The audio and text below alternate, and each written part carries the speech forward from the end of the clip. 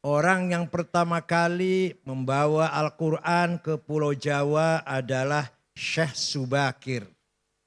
Syekh Ahmad Subakir membawa Al-Quran diperkenalkan kepada Ratu Sima, Raja Kalingga di Jepara.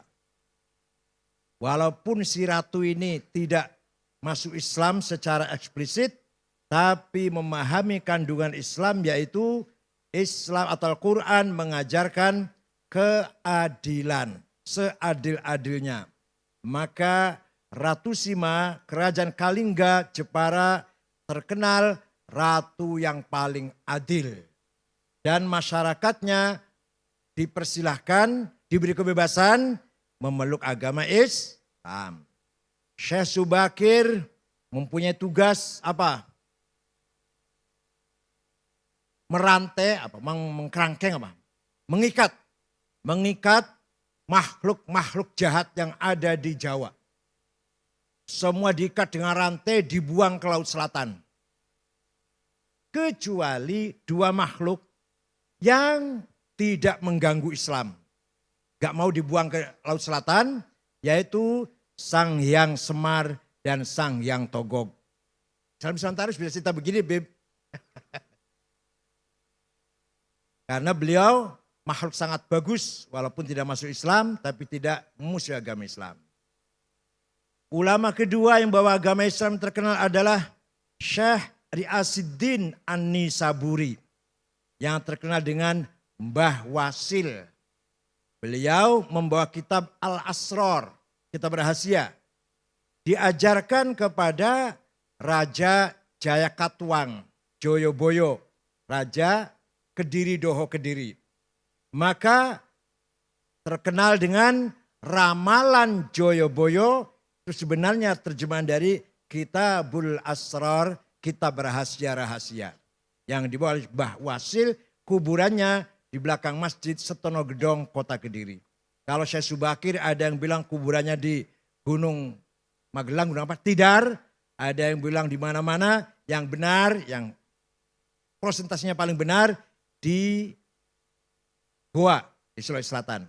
Mbah Subakir wafat di situ. Setelah itu barulah datang para da'i-da'i. Pertama kali ada pesantren di Jawa Barat tahun 1410 adalah Syekh Hasanuddin dari Cina. Atau terkenal dengan Syekh Kuro. Kuro itu Qori yang mengajar Al-Quran. Di desa Rengas Dengklok, Kerawang. Punya murid, salah satu muridnya namanya Subang Larang. Anaknya Ki Gede Tapa, kepala bandar pelabuhan Cirebon. Ki Gede Tapa itu bukan dari Solo Tigo loh, dari Cirebon. Nah, Subang Larang ini Pak Hanif kutilang. Kuning, tinggi, langsing. Sulit carinya nih. Kalau kebalikannya banyak, kebalikannya. Kebalikannya kuning, kebalikannya tinggi, kebalikannya langsing itu gak banyak itu. Tapi yang kutilang aduh sulit carinya. Nah, suatu ketika Raja Siliwangi beragama Buddha dengar ada agama Islam, agama baru, berangkat dari Bogor ke utara, saya bunuh itu, kiai itu. Sampai di sana mendengar kutilang sedang baca Quran, klepek-klepek. Langsung lamar, untuk saya saja kiai, silakan tapi kamu harus masuk Islam. Udah masuk Islam gampang. Ada mas kawinnya apa? Lintang kerti, tasbih maksudnya. Udah saya cari di pasar gampang mau berapa biji. Enggak ada di sini. Adanya di Arab gampang saya mabur ke sana. Keluar dari rumahnya kiai, dia siap-siap terbang. Hong, macet. Biasanya terbang biasanya. 2 kali, hong, enggak bisa terbang. Hong, gagal. Kata Syekh Kuro sambil ketawa ngekek-ngekek barangkali. Kalau kamu mau terbang baca Bismillahirrahmanirrahim. Baru hong. Hongnya tetap dibaca. Bismillah dulu. Ringkas cerita terbang. Tidak lama datang bawa tasbih. Terjadi perkawinan antara Raja Pajajaran yang beragama Buddha masuk Islam.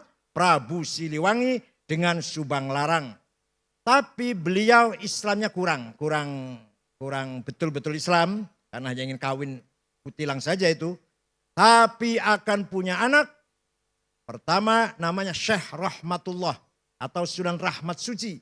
yang kuburannya di Gunung Godog, Garut.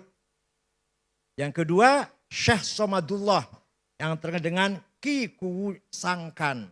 Yang ketiga perempuan namanya Rara Santang, dinikah oleh Habib. Namanya Said Abdullah Azmat Khan. Nanti punya anak Syarif Hidayatullah, Sunan Gunung Jati. Ini dongeng kayak gini harus hafal santri ini. Jadi bubarlah kerajaan Pajajaran setelah Prabu Kian Santang Sen Rahmatullah alias Ki Galantrang alias Ki Setra alias Maung Keling alias Maung Lodaya. Oh banyak sekali aliasnya itu.